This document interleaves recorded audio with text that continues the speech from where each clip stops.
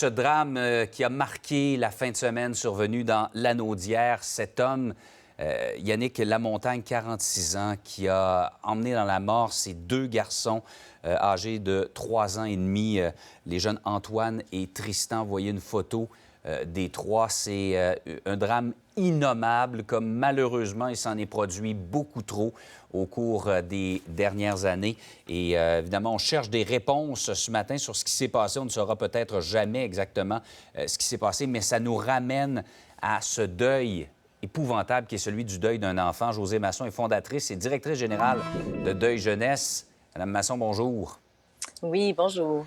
C'est toujours, comme parent, on se met toujours à la place de cette mère qui a découvert le drame lorsqu'elle est arrivée chez son ex-conjoint samedi. Ces gens qui ont entendu ces cris absolument déchirants, c'est la pire chose. On dit déjà que le deuil d'un enfant, c'est quelque chose, mais le deuil d'un enfant dans des circonstances comme celle-là est la pire chose qu'une personne puisse vivre.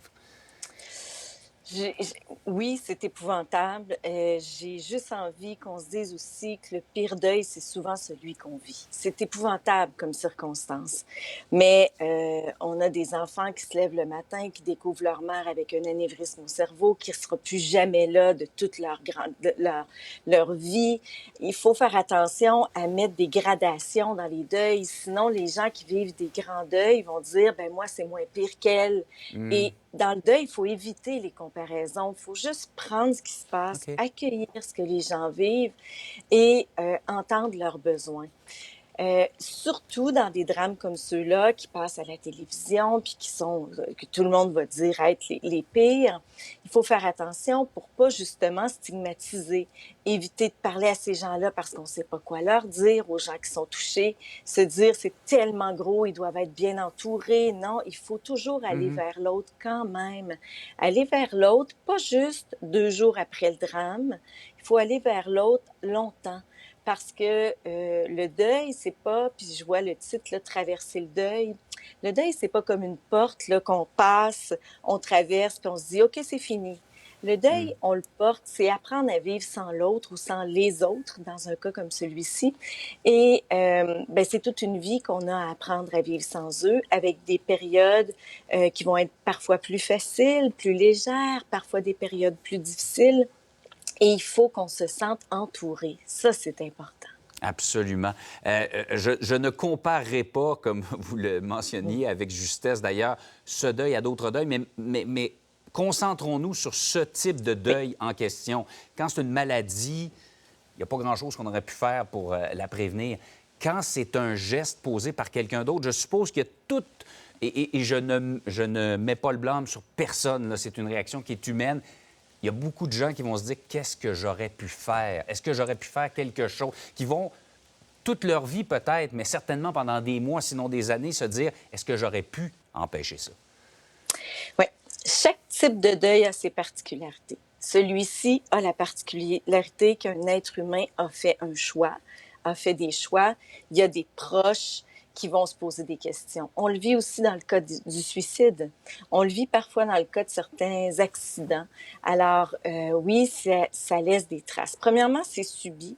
Deuxièmement, il y a eu quand même 3 vies qui ont été emportées par ce drame-là. Donc, euh, pas plusieurs endeuillés qui vont vivre des choses très différentes. Alors, c'est comme s'il se crée 2 clans, le clan de ceux qui sont victimes et le clan de celui qui a commis, alors que les proches de cet homme-là auront aussi énormément besoin d'aide. Alors, il faudra faire attention à tout ce qui se passe.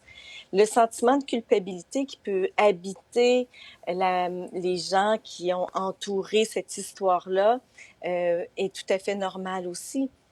Il est normal, mais il va falloir qu'il soit beaucoup discuté, beaucoup parlé pour qu'on soit capable d'en arriver à dire, ouais, au final, il y aurait des choses qui auraient pu être faites. Est-ce que c'est par nous? Est-ce que c'est par la société? Mais à un moment donné, il faut qu'on se centre sur nos émotions, sur ce qu'on vit et sur ce qu'on peut faire maintenant pour changer ces choses-là. Quand je vois les photos d'Antoine et Tristan, dans le cœur et l'esprit de tous ceux et celles qui les ont connus et aimés, pour l'éternité, ils auront 3 ans et demi.